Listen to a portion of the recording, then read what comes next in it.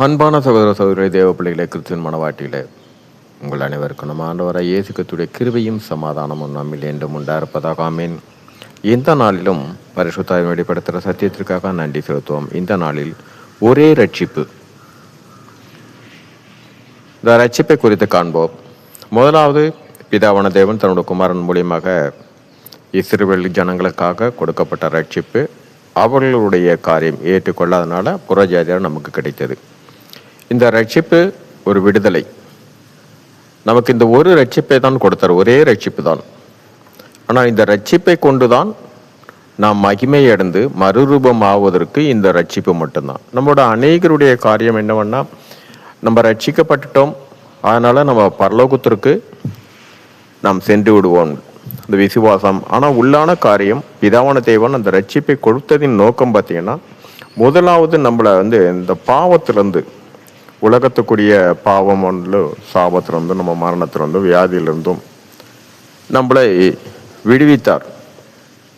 இந்த ரட்சிப்பை கொண்டுதான் நாம் பாவத்துக்கு அடிமையாக இருந்த நம்மளை ரட்சிப்பின் மூலியமாக அதிலிருந்து விடுவித்து, எந்த பாவம் நம்மளை அடிமையாக்கினதோ அந்த பாவத்துடைய காரியங்களை மேற்கொள்ளக்கூடிய அதிகாரத்தை நமக்கு கொடுத்தார். இப்போ உலகப்புறமான ஒரு காரியம், உலகப்புறமான ஒரு பாவமான செயல் வந்தாலும் நாம் அதை எதிர்க்கக்கூடிய, மேற்கொள்ளக்கூடிய, அந்த தந்திரங்களை மேற்கொள்ளக்கூடிய அதிகாரமும், அந்த பாவத்தை உணரக்கூடிய அந்த ஞானமும், நம்மை மேலும் மேலும் பரிசுத்தம் ஆக்கிக் கொள்வதற்கு வார்த்தைகளும், இது எல்லாமே இந்த அடிப்படையான இந்த ரட்சிப்பினாலே தான் நமக்கு கிடைச்சது. இந்த ரட்சிப்பை கொண்டுதான் நம்மை முழுமையாக, வார்த்தை சொல்றாரு ஆண்டவரே இயேசு கிறிஸ்து, நீங்கள் உலகத்துக்கு வெளிச்சமா இருக்கிறீர்கள். அந்த வெளிச்சமா ஆக்குறதே இந்த ரட்சிப்பின் அடிப்படை தான்.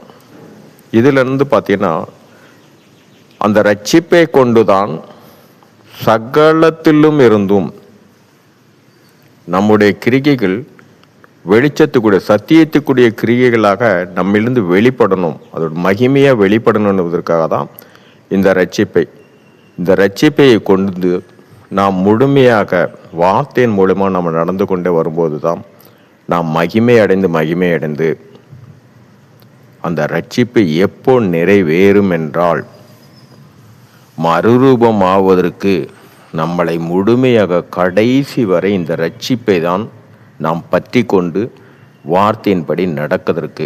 அதனால் ஒரே ரட்சிப்பு தான்.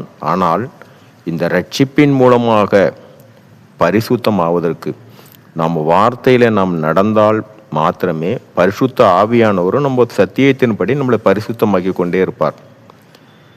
இங்கே பிலிப்பியர் 2ஆம் அதிகாரத்தில் 12ஆம் வசனத்தில் இங்கே பவுல் என்ன சொல்கிறார்னு பார்த்தீங்கன்னா, பிலிப்பியர் 2:12, ஆதலால் எனக்கு பிரியமானவர்களே, நீங்கள் எப்பொழுதும் கீழ்ப்படுகிறபடியே நான் உங்களுக்கு சமீபமாய் இருக்கும் பொழுது மாத்திரமல்ல, நான் தூரமாய் இருக்கிற இப்பொழுதும் அதிக பயத்தோடும் நடுக்கத்தோடும் உங்கள் ரட்சிப்பு நிறைவேற பிரயாசப்படுங்கள்.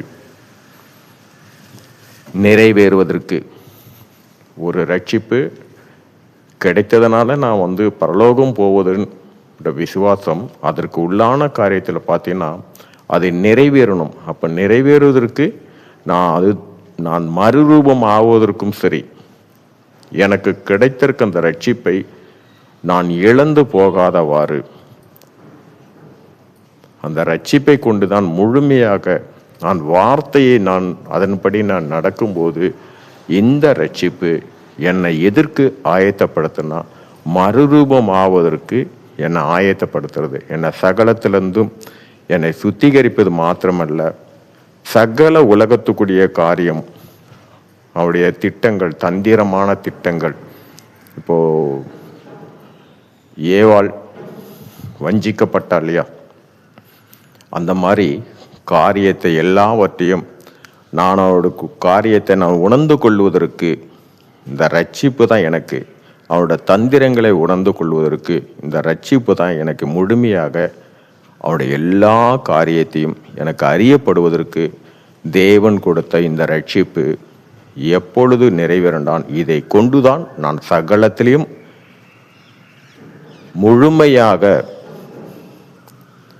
வார்த்தையின்படியே நான் நடக்கும்போதும் என்னை பரிசுத்தர் மேல் பரிசுத்தப்படுத்தி மறுரூபமாவதும் வரைக்கும் இந்த ரட்சிப்பை நான் காத்து கொள்ள வேண்டும்.